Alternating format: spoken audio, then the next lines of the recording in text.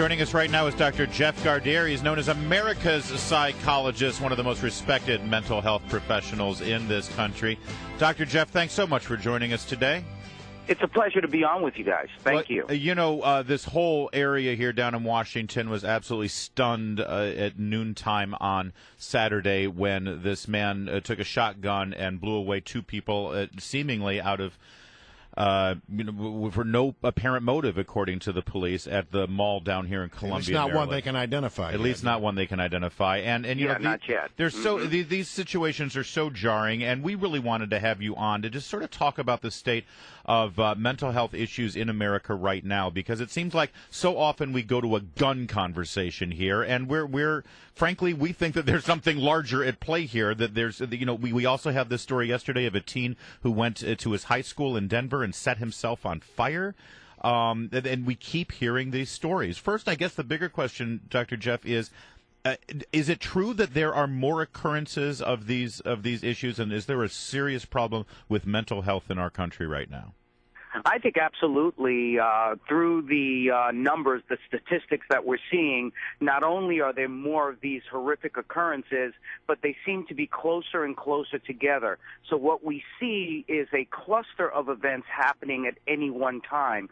Before this last shooting on Saturday in the Maryland area, if you remember, there were 5 shootings in that week. And I just have to think that somehow these shootings are related and that the shooters actually know what someone else has done, and it may spur them on in their fragile emotional state to go on and act way. But again, Dr. Jeff, and I appreciate that. And, you know, again, in Denver, we had that story of a teen who set himself on fire. Also right here in our area in Virginia, one of our state legislators, Cray Deeds, who actually ran for governor last time around, his son, who was actually under treatment for mental health, he turned on him and stabbed him out of the blue. So regardless of the weapon of choice here, it seems like young people in particular are having major mental health problems. What can be done better in this country to treat these people?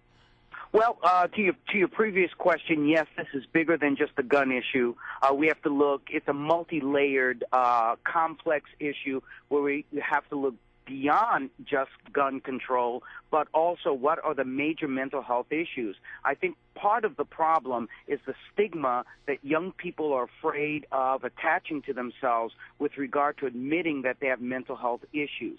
There's also a hole in the mental health structure in that a lot of young parents Dr. Gardere, we're losing your signal. If you could... Yes. That's better. You're back. Go ahead, please. Yeah. Okay. So I was saying that a lot of young people, they don't want to identify with having mental health issues. They don't talk about it. So the issue becomes, how do parents get help? So we have to do more with the mental health system to address the issues of young people, especially between the ages of 15 to 22, where we see the onset of mental health issues. Well, let me ask you this question, though, because, you know, when you have an incident like what happened at the Columbia Ball, legislators feel like, oh, there's been a tragedy. We need to do something. And so they look around, they say, well, gun laws. We need to do something about the gun laws. You know, they did that not long ago in Maryland, and we have some of the most restrictive gun laws anywhere in the country.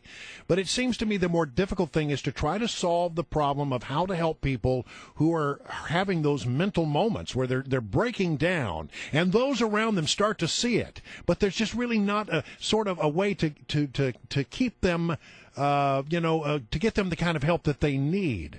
What can government do? Because when we talk about this, people always say, well, I don't want the government deciding who's crazy and who's not crazy. Right, and we have to balance the confidentiality and the civil rights of individuals. But I think we have to also understand that at this point, we have to look at the red flags. If a young person is having a mental health issue, we've got to get them help. The schools have to be able to identify the individuals so that they can get counseling. We don't want any punitive measures.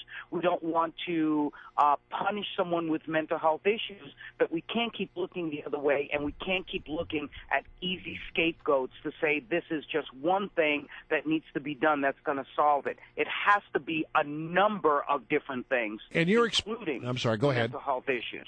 In your experience, is it really, really unusual for there to be no symptoms exhibited by someone before they do something like this? Are we just not paying attention to the symptoms? That is a great question.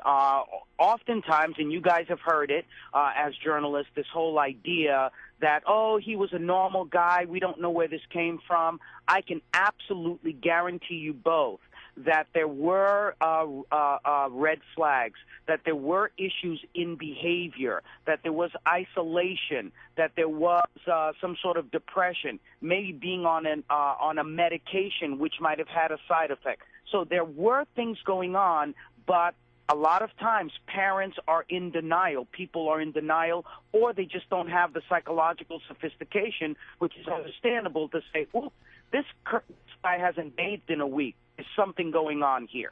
Is there a mental health issue? Dr. Jeff, you mentioned medications, and I guarantee you whenever we bring this subject up, we get inundated with emails and Facebook messages, Twitter messages of people who are sure that because we've got a couple of generations under our belt now of children, of boys who were given Ritalin because of ADHD or behavior that used to be just written off as, boys being boys, we're over-medicating our children, and now we're feeling the backlash. Is there any validity to that?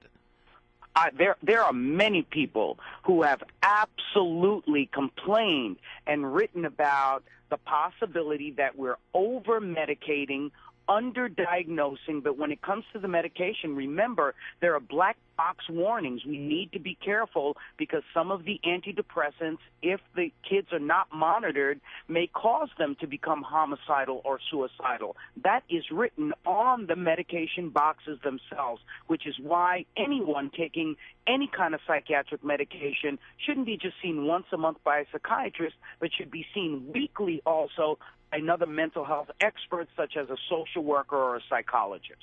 All right, Dr. Jeff Gardere, we're going to have to leave it there, but I'm so pleased that you could join us, and hopefully we can come back and dwell on your expertise a little bit more, because this isn't a subject that's going away, and hopefully these conversations are happening at some very important levels in our country so that it doesn't become a political football like these acts often turn into. Absolutely. Thank you